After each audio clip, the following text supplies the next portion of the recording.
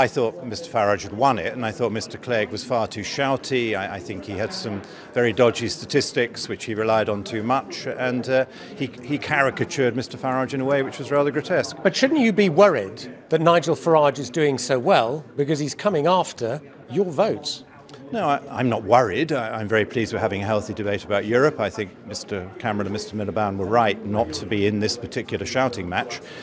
What the public will now want to hear is the Conservative proposal that we will negotiate a new relationship. We need that new relationship because the euro means political union, means powers going to Europe we can't possibly accept, and then we'll trust us, the British people, with that referendum. And Mr Farage's problem tonight is he offered a very popular thing, a referendum, but he has no MPs in the House of Commons to deliver it. The Conservatives are quite close to having a majority, win that majority, and we can give a referendum.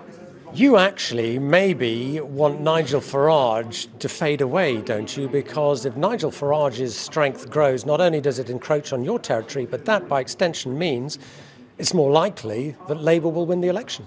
Well, I'm not afraid of democratic debate, and I don't mind having other parties that agree with some of the things I've been saying on Europe. But what I do think is, come the real election, we need to have people voting for a Conservative majority government, because it is only a Conservative majority government that can deliver that relationship that we might want, and more importantly, the referendum, so that the people know that if they don't like the deal, we can vote to leave.